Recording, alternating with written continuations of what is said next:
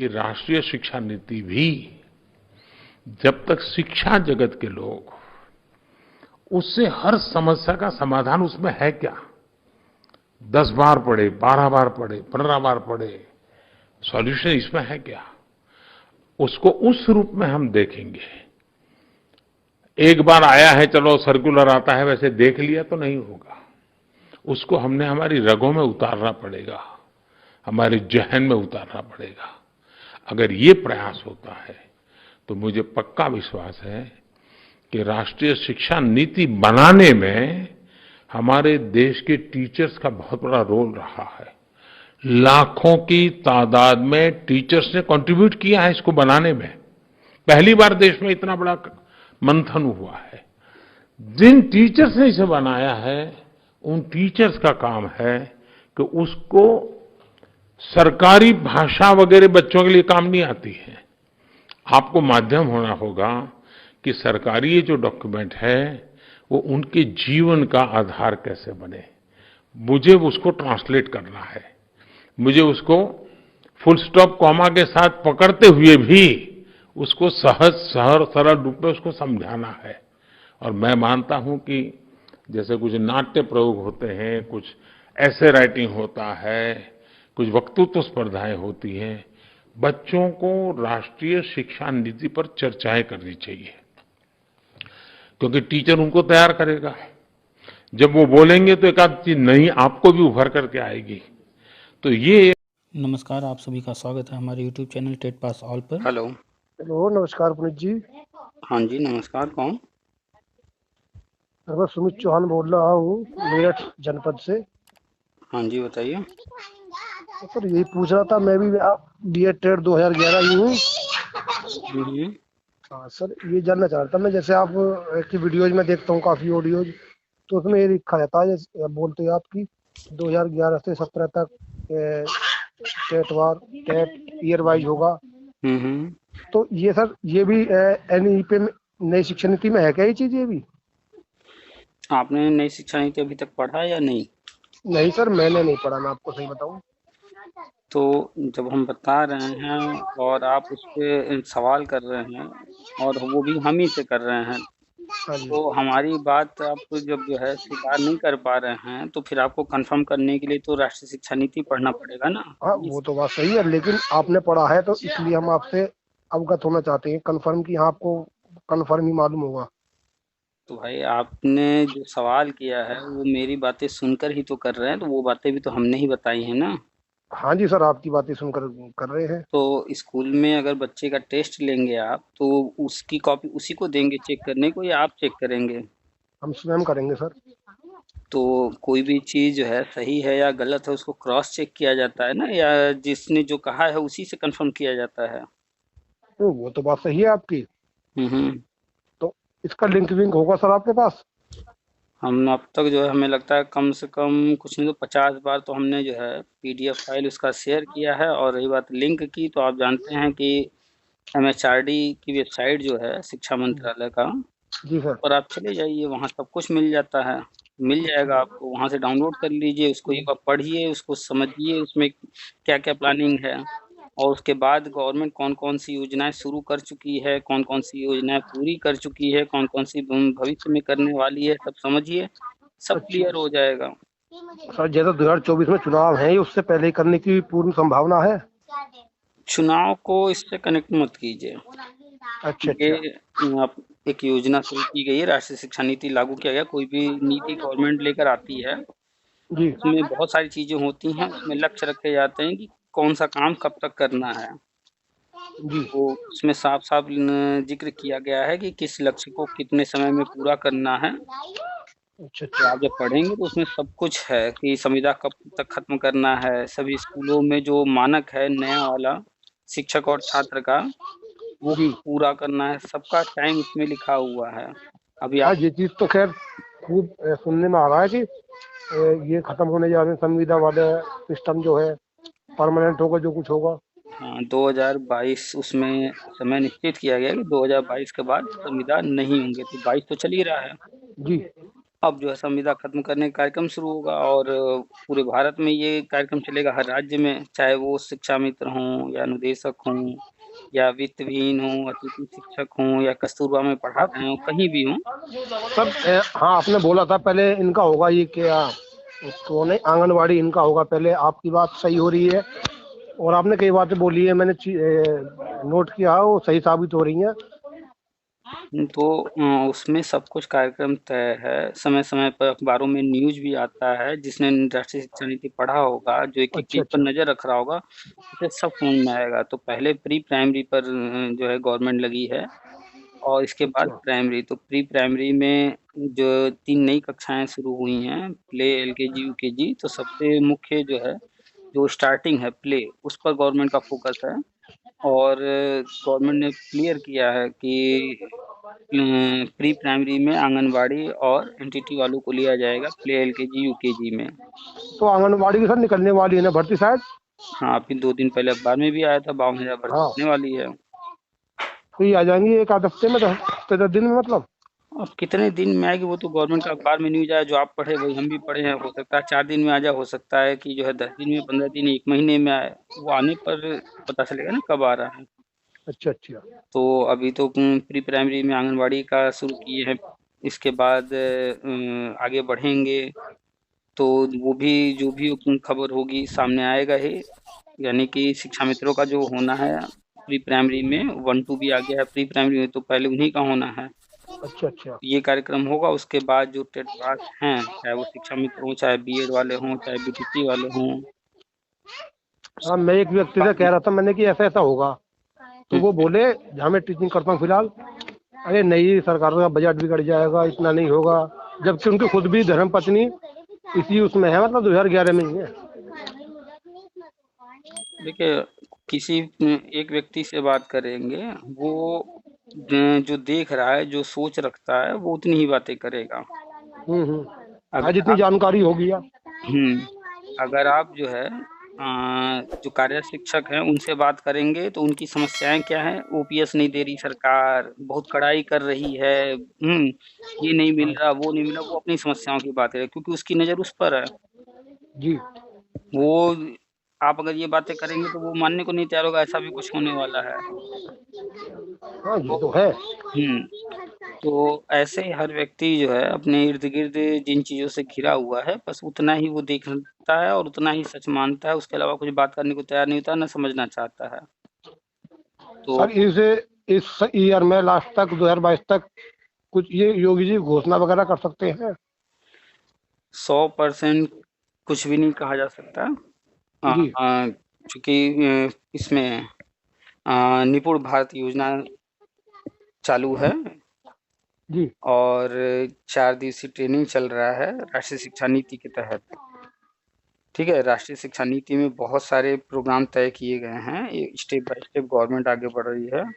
तो अभी जो निपुण भारत वाली योजना है, ये जी कहीं पर फर्स्ट स्टेज में है, कहीं सेकंड, कहीं थर्ड, तो कुल मिलाकर के सभी जो भी शिक्षा मित्र हैं या कार्य शिक्षक हैं, सबको दिया जा रहा है। तो कुछ कार्यक्रम गवर्नमेंट अपने तय कर रखे हैं, वो सब कार्यक्रम जैसे-जैसे कंप्लीट होते जाएँगे, उसके बाद गवर्नमेंट आगे बढ़ती जाएगी, उस अगला जो कार्यक्रम होगा वो शुरू करेगी। तो ये तो सर निपुण भारत शुरू हुआ था काफ़ी समय पहले, चुनाव के आस-पास, कुछ जिलों में उस समय हो गया था, फिर उसके बाद रुक गया था, तो अब शुरू हुआ है। भाई तो सर, जैसे कि कोई भी इंसान है या कोई भी है ना, समझ सकते हो, पर्सन है कि वो यही चाहता है कि मुझे इन सब चीज़ों का भर्तियाँ हो रही हैं, इलेक्शन को देखते हुए लाभ मिल जाए। तो इसलिए मैंने आपसे डिस्कशन किया था कि उससे तो पहले कर ही देंगे फिर ये। और एनईपी में है भी ये चीज़ की 2022 में था, वैसे तो है ना, हुँ, 22-23 तक कर दें क्लियर। हुँ। तो उसमें आप जब देखेंगे एनईपी में, तो उसमें 2023 का भी ज़िक्र किया गया है और हमारे केंद्रीय शिक्षा मंत्री ने भी घोषणा किया था, जब एनईपी आया था, हम्म। तो जो कुछ मानक उसमें तय किए गए हैं, वो 2023 तक लागू करने का। तो यानी कि 2023 तक जो भी भर्तियां सर, लंबित पड़ी भर्तियां जैसे हमारी भी और भी है काफी, तो सबका ही होगा ना? हम किसी एक पॉइंट पर नहीं बात कर रहे हैं, हम टोटल बात कर रहे हैं राष्ट्रीय शिक्षा नीति पर। तो जो हाँ, मैं उसमें समझ गया। है, जो गवर्नमेंट की नीति में है, जिस पर गवर्नमेंट काम कर रही है, हम उस पर बात कर रहे हैं। हम अच्छा। क्या सोचते हैं, आप क्या सोचते हैं, हम क्या चाहते हैं, आप क्या चाहते हैं, वो अलग पहलू है। हमारे आपके सोचने या चाहने से कुछ नहीं, जो लिखित में है उस पर हम बात कर रहे हैं, क्योंकि उनकी वही प्लानिंग है और उन्होंने लिखित में जारी कर रखा है। अच्छा अच्छा। तो उसमें कहीं ना 2022 का जिक्र है, 2023 का जिक्र है, और हम लोग 2022 के अंत की तरफ बढ़ रहे हैं और 2023 के शुरुआत की तरफ बढ़ रहे हैं। तो वो 23 का क्या जिक्र है सर उसमें? 22-23 का क्या जिक्र है? आप पढ़िएगा, उसमें काफी लंबा चौड़ा कई पॉइंट पर है। हम आपको एक एक चीज क्या क्या डिस्कस यहाँ करें उसमें। सर आप ना मुझे इस पर एनईपी की वो भेज देना, आप पीडीएफ फाइल में आपके साथ कनेक्ट नहीं है सर। चलिए हम एक बार फिर से शेयर कर देंगे, या फिर आप जाकर के एमएसआरडी की वेबसाइट से स्वयं डाउनलोड भी कर सकते हैं। हेलो। हाँ बताइए। मैं प्रणाम स्वीकारिएगा पुनीत जी हमारा। हम्म। मैं इनका भैया बात कर रहा था। अच्छा अच्छा, आवाज हाँ हाँ सेम हाँ। है तो हमें नहीं समझ में आया कि जो है कोई और है, हमें लगा कि उन्हीं से बात हो रही है। अच्छा अच्छा अच्छा, हाँ मैं इनका बड़ा भाई बात कर रहा था। हम्म और काफ़ी समय से मैं प्रयासरत भी था कि आपसे बात होने का अवसर प्राप्त हो, लेकिन अनफॉर्चुनेटली कई बार मैंने मैसेज भी किया आपको। हम्म समय का अभाव होने की वजह से आप लोग रिसीव नहीं कर पाए, या फिर कुछ व्यस्तता अधिक होने की वजह से आपसे हम्म बात होना संभव नहीं हो पाया हमारा। हम्म। खैर चलिए, मैं मुद्दे पर आता हूँ पुनीत जी। नहीं, अभी मैं अभी आपसे बात हो रही थी या आपके भाई से बात हो रही थी? भाई से। अच्छा, अभी अभी भी आप कभी भी नहीं, आप आवाज लगभग मिलती जुलती है ना। अच्छा अच्छा अच्छा अच्छा हम्म। अच्छा। आवाज इसमें भाई से बात हो रही थी, मैं भाई बोल रहा हूँ। अच्छा अच्छा। हम्म। अभी मैं ड्यूटी पे से आया था तो मैंने कहा किससे बात हो रही है? बोले उनसे, पुलिस से। मैंने कहा अच्छा। मैंने कहा मेरी बात कर रहा ना, जब फोन डिस्कनेक्ट हो उससे पहले। हम्म। अच्छा, मैं ये कहना चाह रहा था भ्राता श्री, शायद आप हमसे छोटे हो या हम उम्र हो, हम्म। तो मैं ये कहना चाह रहा था कि काफी मतलब दिनों से परेशान है। परेशान का मतलब यही कि असमंजस की स्थिति बनी हुई है इंसान के साथ, आपके साथ, हमारे साथ। हम्म। आप लोग थोड़ा पॉजिटिवनेस ज्यादा हो तो थोड़ा सा चीज को समझते हो, या फिर कह सकते हो कि आप लोगों को अधिक अत्यधिक अधिक जानकारी है, तो कह देखिए, सकते हो। एक किसान अगर जो है इंतजार करे कि जो है बारिश हो तभी हम अपना काम आगे करें, आज के टाइम में तो जी बारिश आज भी हो सकती है, कल भी हो सकता है मानसून देर से आए। हर साल ऐसा होता है, और कभी हाँ देर हाँ। से आता है, कभी जल्दी आ जाता है।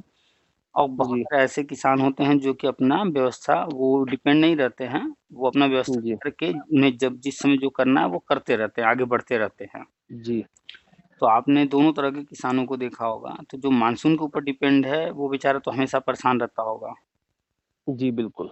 और जो अपना व्यवस्था बना रखा है या जो भी व्यवस्था है उसमें आगे निरंतर जो है सुधार करते हुए और व्यवस्था बनाता चला जा रहा हम्म, है, तो वो अपनी समस्याओं से बाहर निकलता जाता है और फिर वो सुखी भी रहता हम्म, है ना। एक उदाहरण हमने छोटा सा लिया, ऐसे ही कोई भी पढ़ाई लिखाई या कुछ भी किसी ने कर लिया, वो रास्ते तलाशता जा रहा है, अपना लाइफ में आगे बढ़ता जा रहा है, वो तो सुखी है, चाहे उसने कोई पढ़ाई किया हो। अगर किसी ने कोई पढ़ाई करके दम बना लिया कि नहीं हम तो बस यही करेंगे, इसी जगह करेंगे, इसके अलावा कहीं नहीं जाएंगे, तब तो उसे परेशान होना ही होना है, क्योंकि वो जो चाहता है सिर्फ उसके हाथ में नहीं है वो चीज, वो जिसके हाथ में है फिर उसके सहारे हो गया वो। जी जी जी। जैसे अन्य लोग जो है बीए करते हैं, बीएससी करते हैं, बीकॉम करते हैं, उसके बाद और कोई पढ़ाई किसी को करना होता है, इंजीनियरिंग है, बहुत सारे और जी। मेडिकल वगैरह पढ़ाई। तो पढ़ाई करने के बाद बहुत सारे रास्ते खुलते हैं, और जिसको जो करना है वो अपना करता जा रहा है, और आप देखते होंगे बहुत सारे आपके आसपास लोग होंगे, कोई बीटेक बीटेक किया होगा, कोई एमबीए किया होगा, और कहीं ना कहीं अच्छे जॉब वो खोज लिया होगा। हो सकता है शुरुआत उसने चाहे जहां से शुरू की हो, 5,000, 10,000, 20,000, 25,000 से, लेकिन वो फिर आगे बढ़ता गया होगा। तो जो भी जो पढ़ाई किया आगे बढ़ता गया वो खुश है। जो जहाँ बैठ गया कि हम तो बस सरकार के ऊपर निर्भर हैं, हम यही वाला नौकरी लेंगे, हम इसी जगह पर नौकरी करेंगे, गांव से बाहर नहीं जाएंगे, शहर से बाहर नहीं जाएंगे अपने, तो वही परेशान रहता है। तो उन परेशान वालों में ये बीएड, बीटीसी, डीएलएड जितने किए हुए हैं ये खास तौर पे हैं, क्योंकि ये अपने आप को सरकार का दामाद समझ लेते हैं और यही समझ करके डिग्री लेने चले जाते हैं, और इसीलिए परेशान रहते हैं। तो पढ़ाई अलग चीज़ है, नौकरी अलग चीज़ है। अगर कोई परेशान है तो उसकी समस्या सरकारी नौकरी नहीं है, उसकी समस्या उसकी सोच है। उसने बीएड किया या बीटीसी किया, जो भी किया, लेकिन सरकारी नौकरी उसके कर लेने के तुरंत बात तो आ नहीं जाएगी, तुरंत मिल नहीं जाएगी। उसको अपने समस्याओं को, अपने घर परिवार को देखते हुए जो कर सकता है, चाहे टीचिंग में ही प्राइवेट जॉब कर ले या कोई दूसरी जॉब कर ले, गाँव में मिलता है अपने घर के आस-पास कर ले, नहीं मिलता है दूसरे शहर चला जाए। कोई बैंगलोर जाता है, कोई पुणे जाता है, कोई कलकत्ता जाता है, कई जगह जाते जी हैं। तो जी आप जिस पॉइंट पर चर्चा कर रहे हैं, जो परेशान है, तो परेशान वही है जो बैठा हुआ है। जैसे आज एक शिक्षा मित्र का न्यूज़ मिला है कि उसने सुसाइड कर लिया। अब उसने जो लेटर लिखा है, तो उसमें उसने सरकार की नीतियों के बारे में लिखा है। जी जी तो एक अकेला वही तो शिक्षा मित्र नहीं है, 1.5 लाख से ज़्यादा शिक्षा मित्र हैं। जी उसने जी ही जी सुसाइड किया। हम्म, तो 10,000 रुपए की नौकरी खोजना सिर्फ शिक्षा मित्र नहीं, कोई भी हो, आपके ही आसपास हो, कोई जाएगा नौकरी खोजने, 5 या 10,000 की नौकरी खोजना बहुत बड़ी बात है। नहीं मिल रही है बिल्कुल आसानी से हर किसी को। उनको बिल्कुल कम से कम 10,000 मिल रहा है, फिर भी जो है वो सुसाइड कर रहे हैं। तो कहीं न कहीं उसमें उनकी कमी है। यहाँ लोग बीएड, बीटीसी या अन्य कोई पढ़ाई करके भी जो है 5 या 10,000 की नौकरी नहीं ले पा रहे हैं, और 10,000 कमाना बहुत बड़ी बात है। आज के टाइम में 97% लोग 10,000 से कम कमा रहे हैं। बिल्कुल तो सब तो सुसाइड नहीं कर रहे हैं। कहीं न कहीं वो जो शिक्षा मित्र है, वो बैलेंस नहीं कर पाया। जी जब 40,000 हुआ होगा, उड़ करके खर्चे करने लगा होगा। 40,000 से 10,000 पे जब आया, तो कटौती नहीं कर पाया या किया होगा, उतना नहीं कर पाया जितना करना चाहिए अभी के इनकम के हिसाब से। जी खैर, वो अपने-अपने है मैनेजमेंट कौन कैसे करता है। तो जो भी परेशान है, वो खुद के कारण परेशान है। जी और बताइए? और बस बाकी आपकी बातों को समझ रहा हूँ जो भी कुछ है, लेकिन अब मैं ये पूछना चाह रहा था कि यदि अधिकतम, जैसे कि इन लोगों ने 2011 पास आउट हैं लोग, हुँ, तो माननीय सर्वोच्च न्यायालय का आदेश भी मैंने मैं पढ़ा, समझने का प्रयास किया अपने लेवल पर, एक दो बार हायरिंग में भी गया था। हुँ, हुँ, तो अब यदि जैसे कि हम एक सुनिश्चित करें कि समय अवधि जो है इतनी हो गई है, अब ये लगभग इनकी जो संभावना है कब तक की है पर्याप्त की, इस समय तक एक अनुमानित, क्योंकि श्योर आपके हाथ में भी नहीं है, ना हुँ, ही आप कंफर्म कर सकते हो, एक हुँ, अनुमानित बता सकते हो कि भाई ये हो जाएगा और पहले इस तरह से होगा, जैसा आप बताते आ रहे हो वही ना कहीं वही घटना घटित हो रही है हुँ। कालांतर में। जो आप आज बताते हो, आपका जो डिसीजन होता है वो मैंने महसूस किया कोर्ट की तरह होता है, होना वही होता है लेकिन होता आहिस्ता आहिस्ता है। हम कुछ अलग नहीं बताते, हम हर किसी को यही कहते हैं भाई, हम जो बता रहे हैं आपको भी वो दिखेगा, लेकिन आप उस लेवल पर आने को तैयार तो हो जाओ। जैसे क्लास 1 का बच्चा हो हम्म, और उसको बैठा दिया जाए किसी दिन क्लास 12th में हम्म, या क्लास 10th में बैठा दिया जाए, और वहाँ जो हम्म, पढ़ाया जा रहा हो, क्या हम्म, उम्मीद है वो कितने दिन में सीख लेगा? हम्म, क्लास 1 का बच्चा क्लास 10th में या 12th में बैठा दिया जाए, हम्म, जो भी वहाँ पढ़ाया जा रहा है, कितने दिन लगेंगे उसको सीखने में? हाँ उसको टाइम लगेगा। टाइम नहीं लगेगा, वो सीख ही नहीं पाएगा। उसको पल्ले ही नहीं पड़ने वाला है, बिल्कुल भी नहीं। जी जी जी जी उस लेवल का सीखने के लिए उसको पहले उस लेवल पर आना पड़ेगा, उसको इंतज़ार करना पड़ेगा। हाँ अपना माइंड सेटअप करना पड़ेगा उसके अकॉर्डिंग। हाँ, उसकी उम्र उतनी नहीं है। जी खैर, यहाँ तो उम्र की बात है, लेकिन यहाँ जो लोग हैं, उनकी उम्र तो है, लेकिन अपने जी माइंड को उस लेवल पर नहीं ला पा रहे हैं। अगर आप राष्ट्रीय शिक्षा नीति पढ़ रहे हैं, तो वो सिर्फ़ एक कहानी नहीं है, उसको नहीं, समझने का कल प्रयास करना कल पड़ेगा। कल कल प्रधानमंत्री महोदय भी जब अभिभाषण दे रहे थे अपना, हुँ। कहाँ थे कल वो, शायद ईस्ट साउथ की तरफ थे, हुँ, हुँ। जब वो नेताजी सुभाष चंद्र बोस के उपलक्ष्य में कुछ बोल रहे थे हुँ, कि हुँ। राजपथ नहीं कर्तव्य पथ, तो उन्होंने एनईपी पर बोला था। हमारे जो प्रधानमंत्री जी हैं, हमारे जो केंद्रीय शिक्षा मंत्री हैं, हमारे जो अन्य केंद्रीय मंत्री वगैरह हैं, हमारे जो राज्य के मंत्री वगैरह हैं या सीएम हैं, जो भी हैं, अगर आप इन लोगों को हर रोज़ देखेंगे, तो जो भी जहाँ कहीं भी जा रहा है, कुछ न कुछ चर्चा कर रहा है, और अखबार आप पढ़ेंगे तो एनईपी के बारे में हम डेली नहीं कह सकते, लेकिन हर हफ्ते कहीं न कहीं से कुछ न कुछ न्यूज़ आती रहती है। अभी जी हमारे जो केंद्रीय शिक्षा मंत्री हैं, वो गए थे, ऑस्ट्रेलिया गए थे, इंडोनेशिया गए थे। वहाँ पर भी वो जिस पर्पज़ से गए थे, वहाँ जो भी उनका कार्यक्रम था, उसमें उन्होंने एनईपी से संबंधित भी जो है उल्लेख कई जगह किया है, और उन्होंने जब भी फेसबुक वगैरह पर उससे संबंधित कुछ डाला वहाँ के फोटो वगैरह, तो वहाँ पर भी क्या हुआ एनईपी से संबंधित चर्चा उस पर भी उन्होंने लिखा है। तो जब से ये राष्ट्रीय शिक्षा नीति आई है तब से इस पर लगातार हमारे प्रधानमंत्री जी भी बोल जी रहे हैं, बिल्कुल। हमारे केंद्रीय शिक्षा मंत्री भी बोल रहे हैं, जो वर्तमान में है ये भी, इसके पहले जो थे वो भी, इसी पर योगी जी भी बोलते हैं, हर कोई बोलता है। जब हर कोई बोल रहा है बिल्कुल तो बिल्कुल वो बिल्कुल। क्या कह रहे हैं, उनका कहने का अर्थ क्या है, तात्पर्य क्या है, वो किसकी बात कर रहे हैं, इसको समझना पड़ेगा। लेकिन शिक्षा मित्र खोज रहा है कि भैया हमारे लिए कुछ नहीं बोले, अनुदेशक खोज रहा है भैया हमारे लिए कुछ नहीं बोले, वित्त विहीन खोजा हमारे लिए नहीं बोले, बीएड वाले खोज रहे हमारे लिए नहीं बोले, कोई नई नौकरी की घोषणा नहीं की। भाई आप जो खोज रहे हो वो नहीं मिलेगा। वो एक योजना लेकर चले हैं, उस योजना के तहत जो जो चीजें होती जाएंगी या आती जाएंगी उस पर वो बोलेंगे। जब उसका वक्त आएगा तो वो भी बोलेंगे, लेकिन वक्त आएगा तभी। अभी जो है प्री प्राइमरी की चर्चा होती रहती है, अक्सर अखबार में आता रह रहा है। वहां पर अभी जो है प्ले है, एलकेजी यूकेजी पहले, इसलिए वहां पर आंगनबाड़ी की चर्चा होती रहती है बराबर। अखबार में फिर एनटीटी की भी बात आती रहती है। अभी फिलहाल शिक्षा मित्र या एनआईएस डीएलएड की बात नहीं कर रहे हैं, क्योंकि अभी उनका वक्त नहीं आया है।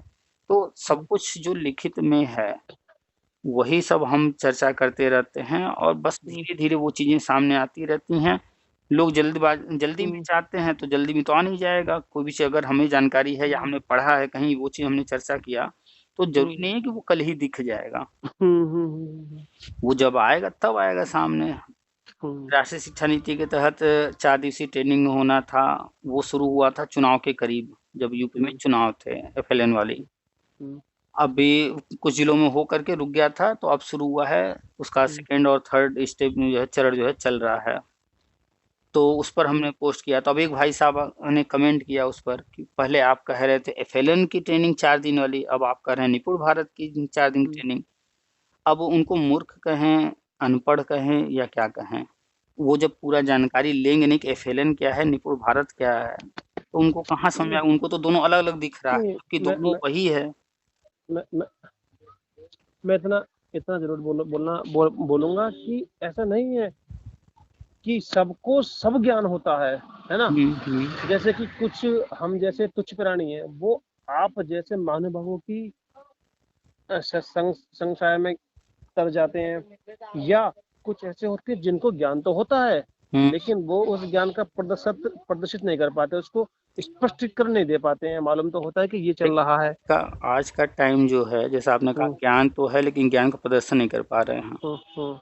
वास्तविकता ये है कि आज का टाइम वही है दिखावा वाला।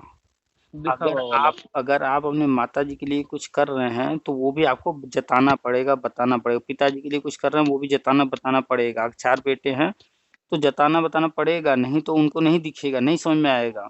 अगर आप चाहते हैं कि वो इस चीज को देखें समझें, जताना तो घर में भी करना पड़ेगा। ऐसे ही कंपनी में अगर 4 लोग काम कर रहे हैं तो एक व्यक्ति सोचेगा हम तो बहुत बढ़िया काम कर रहे हैं, बॉस हमें खुश होंगे, तो ऐसे नहीं खुश होंगे। वो जो काम कर रहा है वो भी उनको बार बार बताना पड़ेगा कि देखिए सर हमने ये किया, ऐसे किया, वो किया, दिखाना पड़ेगा। यानी कि आज का टाइम हर चीज दिखाने का है। आपके पास कितना भी ज्ञान, अगर आप उसको दिखा नहीं पा रहे हैं तो फिर वो बेकार है।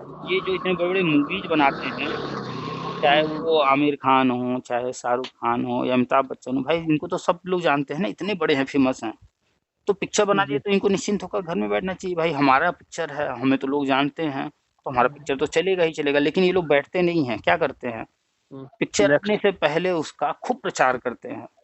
क्यों? क्योंकि जानते हैं भाई हम कितने भी बड़े हो गए हैं, हमारे अंदर कितना भी टैलेंट है, सब कुछ है, जब तक हम लोगों को बताएंगे नहीं तब तक कोई फायदा नहीं है, नहीं चलने वाले। तो हर चीज आज के टाइम में कितना भी नॉलेज हो, कुछ भी हो, दिखाना पड़ेगा।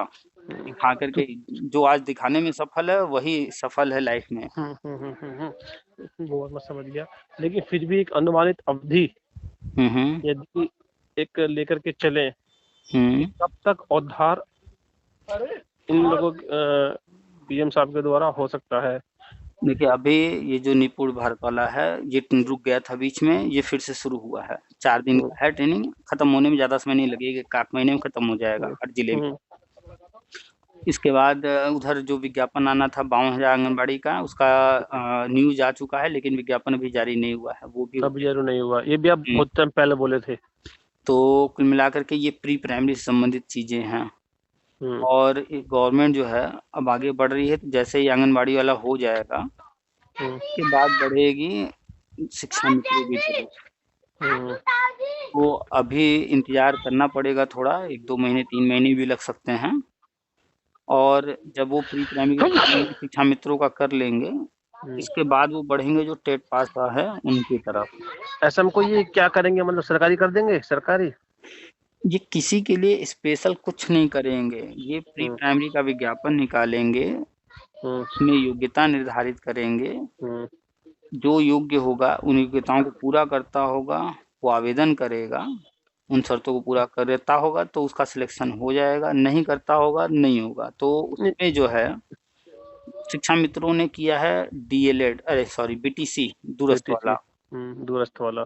तो प्री प्राइमरी के लिए अभी आज के तारीख में अगर बात किया जाए तो कोई भी योग्यता निर्धारित नहीं है, क्योंकि ये नया शुरू हुआ है। कुछ ही समय बाद एनसीटी लेटर जारी करेगी, उसमें योग्यता निर्धारित करके डिक्लेयर कर देगी, और उसमें एनआईएस डीएलएड वाले रहेंगे, उसमें दूरस्थ बीटीसी वाले रहेंगे, एनटीटी वाले रहेंगे, सारा जिक्र रहेगा उसमें। उस लेटर को जारी करने के बाद प्री प्राइमरी की भर्ती का विज्ञापन जारी होगा। शिक्षा मित्रों ने दूरस्थ बीटीसी किया है तो ये योग्य हैं, उसमें आवेदन करेंगे। गवर्नमेंट इनको इतने दिनों से ये चूंकि पढ़ा रहे हैं तो पढ़ाने का अनुभव का वेटेज देगी तो जाहिर सी बात है ये लिस्ट में ऊपर रहेंगे। और क्योंकि प्री प्राइमरी अभी कभी भर्ती आई नहीं है और 1,87,000 आंगनबाड़ी हैं, सब में भर्ती होना है, तो जो विज्ञापन आएगा वो कई लाख होगा। तो शिक्षा मित्र तो ऑटोमेटिक उसमें सिलेक्ट हो जाएंगे सारे के सारे, बस जो उसमें कहीं कुछ उल्टा सीधा ना हो, कुछ गड़बड़ ना हो या कोई कमी ना हो, तो वो सारे के सारे हो ही जाएंगे। चलिए ये सब बातें आपकी सुनिश्चित हैं, लेकिन हमको टेट 2011 वालों को तो कोई विपदा या कोई किसी तरह की कसौटी को मतलब विशेष रूप से उतरने की आवश्यकता तो नहीं है। एक तरीके से यदि मैं ये समझूं कि आने वाले समय में 2 में 3 में 4 में 6 में साल मैक्सिमम साल में कि अपन लोग सुनिश्चित हैं, जैसे कि आप कि हम हो जाएंगे। यही चीज सुनिश्चित करने के लिए ही तो गवर्नमेंट स्टेप बाय स्टेप आगे बढ़ी है। पहले उन्होंने बीएड को प्राइमरी में वैलिड किया, और बिल्कुल ऐसा नहीं कि जैसे शिक्षा मित्रों का हुआ जल्दबाजी में कुछ कर दिया, उन्होंने विधिवत एनसीटी से लेटर जारी किया। फिर भी उसके बावजूद बहुत सारे लोग उसको चैलेंज करके कोर्ट लेके गए हैं, जिसका कि फाइनल डिसीजन आना है 12 तारीख को अगले महीने में। तो जो भी है जिसको जो चैलेंज करना है, जो भी करना है, जितना रुकावट डालना था वो डाल चुका है। 12 तारीख को फाइनल सुनवाई हो जाएगी, इसके बाद कोई चैलेंज वैलेंज, क्योंकि जो कोर्ट ऑर्डर है आप पढ़िएगा, हमने पोस्ट भी डाला था, उसमें साफ साफ लिखा है उस ऑर्डर में साफ साफ लिखा है कि 6 हफ्ते में चाहे कोई कैंडिडेट हो या किसी राज्य की सरकार हो, जिसको जो भी ऑब्जेक्शन करना है या जो कुछ कहना है वो 6 हफ्ते में कह दे, इसके बाद किसी को नहीं सुना जाएगा। यानी कि जब फाइनल जजमेंट सुप्रीम कोर्ट कर देगी, इसके बाद कहीं कोई अड़चन नहीं डाल पाएगा, ये सुनिश्चित कर दिया सुप्रीम कोर्ट ने और गवर्नमेंट ने। यानी कि कोई भी रिट दायर नहीं होगी। रिट दायर करने से किसी को कोई रोक नहीं सकता है, वो तो आप कभी भी जाइए दायर कीजिए, लेकिन उसमें कोर्ट इंटरेस्ट नहीं लेगी। आपका रिट दायर हो जाएगा, एक आध डेट लग जाएगा, जैसे ही उनके संज्ञान में आएगा कि ये उससे जुड़ा मुद्दा है, वो तुरंत खारिज हो जाएगा। जैसे 2017 में जजमेंट आया, उसके बाद न जाने कितने लोग कोर्ट गए, एक्सेप्ट तो सबका हुआ, लेकिन अगले ही डेट पर सब खारिज होता गया। अभी भी कुछ लोग कोर्ट कर रहे हैं चंदा लूटने के चक्कर में, तो वो भी सब खारिज हो जाएगा। दूसरा पॉइंट टीटी वाली समस्या थी, उसको भी गवर्नमेंट ने ये नहीं किया कि चलो 2011 वालों के लिए कर दें अलग से, तो फिर ऑब्जेक्शन हो जाता। गवर्नमेंट ने उसको भी लाइफ टाइम कर दिया, सबके लिए कर दिया, लो भैया सबका कर दे रहे हैं, कोई ऑब्जेक्शन करने वाला ही नहीं रहेगा। और भी ऐसे बहुत सारे मुद्दे हैं जिस पर गवर्नमेंट स्टेप बाय स्टेप आगे बढ़ते गई है, समस्याओं को हल करते गई है। सारी समस्याएं लगभग क्लियर हो चुकी हैं। 12 तारीख को जजमेंट आना है। इस जजमेंट के बाद बीएड वालों को कोई चैलेंज नहीं कर पाएगा और गवर्नमेंट आगे बढ़ेगी। तो हम ये मान के चलें कि कहीं ना कहीं अक्टूबर, नवंबर, दिसंबर, जनवरी, फरवरी, मार्च, अप्रैल मई तक हो जाएगा। 100%, हाँ 100%। कंफर्म बिल्कुल। बिल्कुल, आप एनईपी पढ़िए, उसमें सब कुछ है। और जिस नहीं नहीं गवर्नमेंट नहीं, बढ़ रही है, मैं जिस हिसाब से गवर्नमेंट बढ़ मैं रही पढ़ने की है। अपेक्षा आजकल पता है ट्रेंड क्या चल रहा है। जैसे कि कोई लोग पूछता था कि क्या चल रहा है, तो लोग बाग बोलते थे, चाहे किसी को पता ना हो लेकिन लोगों को पता चल गया कि फोग चल रहा है। हम्म फोग का मतलब लोगों को पता नहीं था। फोग का जो हिंदी अनुवाद होता है वो कोहरे से संबंधित होता है। हम्म कोहरा, ड्यू ओस बोलते हैं, फोग को बोलते हैं कोहरा। तो फोग हो गया एक सिनोनिम्स, उसका ये भी रख दिया कि फोग एक सेंट आइटम हो गया।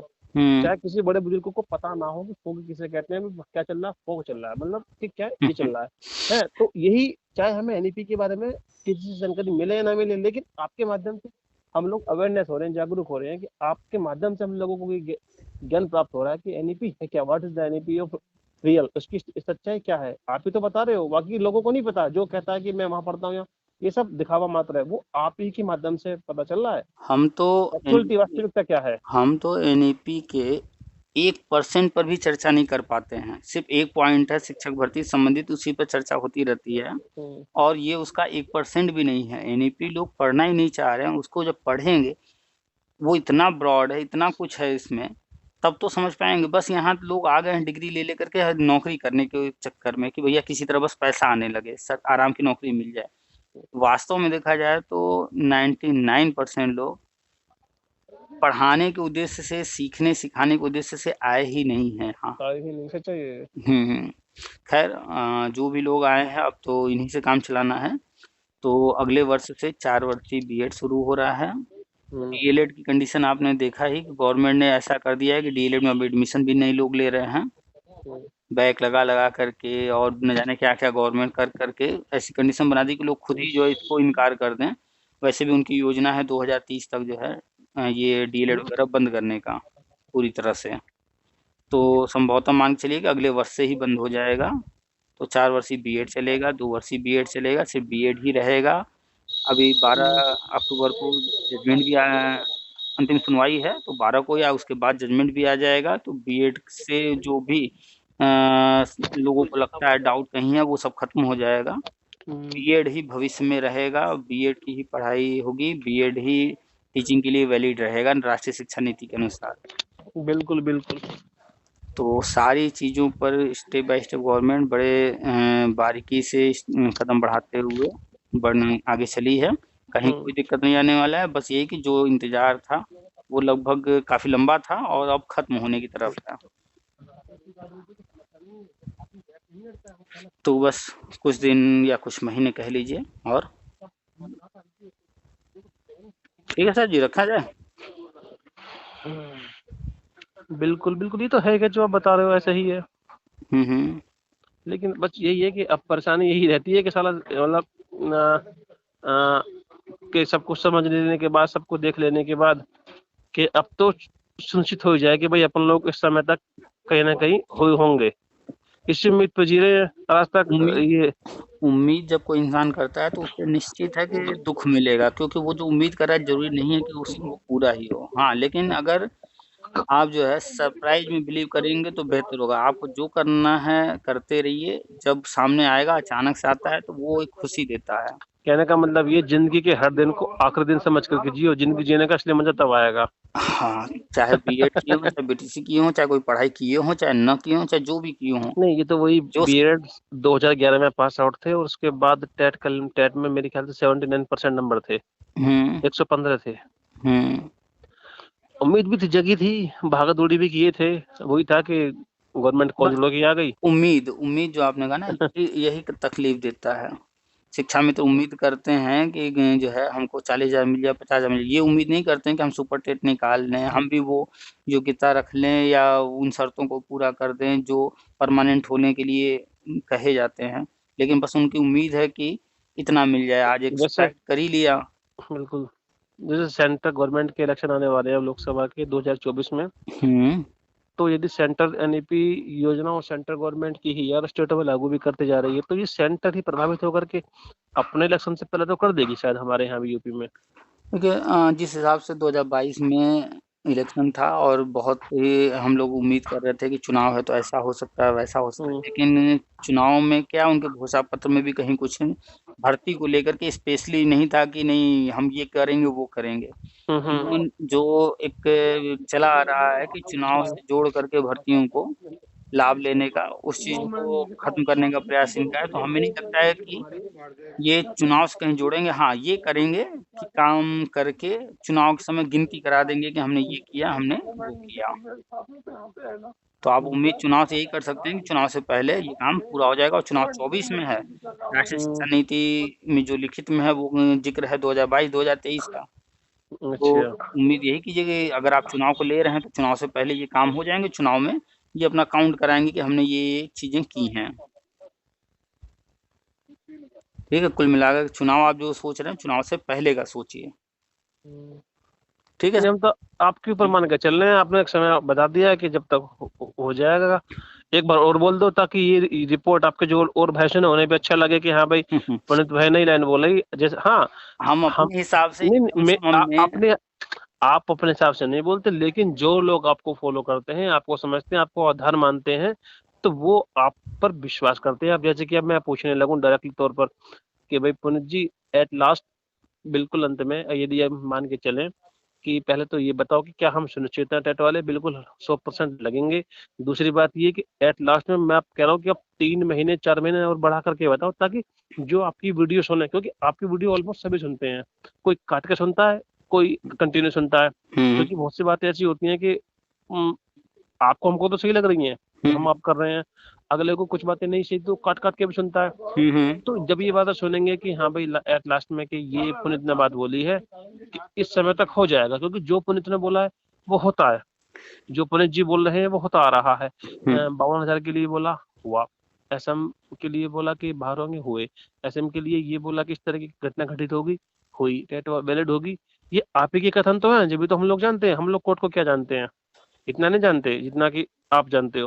हालांकि मैं लगभग कई साल पहले 8-7 साल पहले हिमांशु राणा को जानते हो आप? हिमांशु राणा के साथ हिमांशु राणा ने मुझे पर्सनली बुलाया था फोन करके गाजियाबाद से कि अमित भाई वहां चलना है सुप्रीम कोर्ट में। तो उसके साथ पहली बार मैं सुप्रीम कोर्ट गया तो मानव संसाधन विकास मंत्रालय थी श्रीमती स्मृति जुबिन ईरानी, उनके पास गए सुप्रीम कोर्ट की दृष्टि लेकर के।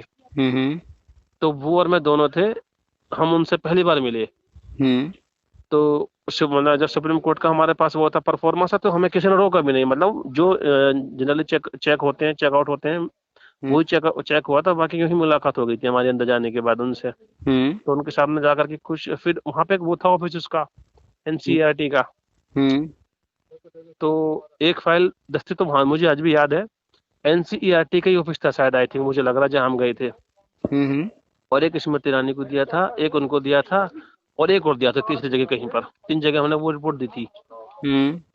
तो हालांकि अब तो मेरी हिमांशु से बात नहीं होती, उसका नंबर भी मुझे याद था 18 में 75 का नंबर था। अब बहुत टाइम से बात नहीं हुई, क्योंकि वो और उसके वाइफ दोनों सिलेक्ट हो चुके हैं। मालूम होगा शायद आपको। उस वक्त के सितारे हुआ करते थे हिमांशु राणा, एक एसके पाठक, और एक जितेंद्र सिंह सेंगर। हाँ, सेंगर थे, कुंडू थे, गणेश दीक्षित थे, बहुत सारे लोग। गणेश दीक्षित तब तक रहे हैं। जी के दीक्षित, ये जितेंद्र सिंह सेंगर तुम्हारे फतेहपुर डिस्ट्रिक्ट के थे। फतेहपुर डिस्ट्रिक्ट है, कस्बा है, जो भी है, मतलब फतेहपुर के थे वो। अमित सिंह था इनके साथ में एक। हाँ, अमित सिंह गोंडा का। हाँ, अमित सिंह गोंडा का था। उससे भी मेरी कई बार बात हुई है अमित सिंह से, वो भी लग गया। ये सब लग गए, बचे हम बार। आप भी थे क्या उसमें, उस रेस में? नहीं, हम उस रेस में नहीं थे, लेकिन अमित सिंह का एक बार मेरे पास कॉल आया था और उसने करीब 40-45 मिनट हमसे बात किया और पूरे टाइम रिक्वेस्ट करता रहा कि टीम में आ जाओ। और उसने पूरी प्लानिंग बताई थी, वो लोग क्या करते हैं, कैसे करते हैं, कितना हिस्सा देंगे, सब जिक्र किया था उसने कि भाई हमारे टीम से जुड़ करके ये चीज़ करो, इतना देंगे, ऐसे देंगे। लेकिन हमें तो पहले भी हम किसी टीम से नहीं जुड़े थे, ऐसे ही जो भी है हमारी समझ में या हमारी जानकारी में लिखते रहते थे, अभी भी वही करते हैं। तो चूंकि हर चीज़ पर हम डिस्कस करते रहते, चर्चा करते रहते, लिखते रहते थे, तो हर किसी को, जो भी व्यक्ति कोर्ट कचहरी कर रहा था या धरना वरना कर रहा था, सब पर नजर रहती थी, इसलिए जानते हैं हर किसी को। हिमांशु राणा के 102 नंबर हैं। हाँ हाँ, बिल्कुल सही पकड़े हो आप, बिल्कुल सही पकड़े हो। मेरे भी 102 हैं, इसलिए अच्छे से याद है कि उसका और हाँ, हमारा सेम है, वो नौकरी कर रहा है, इसके हम बाहर। 115 हैं। बिल्कुल ऐसे ही है। हम्म। फिर भी ये अगस्त मतलब मई जून तक मान लें कि हो जाएगा। एक अपने अनुसार हमने एक काउंटडाउन इधर फिर से शुरू किया है। हाँ, 146 आया शायद काउंटडाउन इस बार जो है आपका। जब राष्ट्रीय शिक्षा नीति आने वाला था तो उस वक्त भी हमने काउंटडाउन चलाया था। उसके हम्म, बाद मसौदा के लिए चला था, उसके बाद जो है लाइफ टाइम वाले समय में भी काउंटडाउन चला था, तो ऐसे ही ये काउंटडाउन अभी हमने फिर से शुरू किया है। हम्म, और वो काउंटडाउन लगभग आप मान सकते हैं लमसम उसी के हम्म, हिसाब से हमने रखा है। अच्छे अच्छे। हम्म। नहीं, वैसे ये सुनिश्चित है कि हो जाएगा। देखिए, जो भी बताते हैं होना 100% तय है, उसमें इफ बट है ही नहीं कहीं। कब अच्छा। होगा, किस रूप में होगा, वो सामने आने पर ही पता चलेगा। हम्म, होना तय है। और हमने कहा ना कि जो राष्ट्रीय शिक्षा नीति में 2022 2023 का जिस तरह से जिक्र है, जिस तरह से हमारे केंद्रीय शिक्षा मंत्री ने मंच से कहा था 2023 के बारे में कि हम्म, कब तक क्या क्या लक्ष्य करेंगे, तो हम लोग तो करीब तो आ ही गए हैं। ये हम्म, सितंबर का महीना है और आज जो है करीब 8 तारीख होगा, हमें लगता है 8 या 9। 9 तो 9 सितंबर। एक तिहाई निकल चुका है, यानी हम्म, सितंबर अब धीरे धीरे खत्म की ओर ही बढ़ रहा है। बिल्कुल। 9-10 दिन निकल रहे हैं, तो अब फिर हम लोग बात किया जाए तो अक्टूबर नवंबर दिसंबर 3 ही महीने इसके बाद रह जाते हैं। जी। तो इन्हीं 3-4 महीनों में देखिए, एक तरफ निपुण भारत वाला भी कार्यक्रम जो रुका हुआ था शुरू हो चुका है, आंगनबाड़ी का हम्म, भी न्यूज आ चुका है और लगातार राष्ट्रीय शिक्षा नीति की जो है चर्चा हो रही है। हम्म, और जो बीएड वाला मुद्दा था वो भी अक्टूबर में फाइनल होने जा रहा है। हम्म, हम्म, तो सब उसी से जुड़ा हुआ है, बस कुछ आगे पीछे चल रहा है। तो लगभग सब काम होता ही दिख रहा है, बस ये है कि जिनको जानकारी नहीं है उन्हीं को नहीं समझ में आ रहा है, नहीं तो बाकी तो गवर्नमेंट अपने हिसाब से अपना काम कर रही है, आगे बढ़ रही है। ये लग तो रहा है कि गवर्नमेंट कर रही है। लगेगा उसे ही जो एक एक चीज को देखेगा, नहीं तो हम्म, ऐसे तो भाई अगर हर व्यक्ति सोचे कि मेरा कब होगा और वही देखना चाहेगा, तो वो तो अभी हो नहीं रहा है, तो वो कहाँ दिखेगा, तो जब होगा तब दिखेगा। चलिए सर जी, फिर रखते हैं, काफी लंबी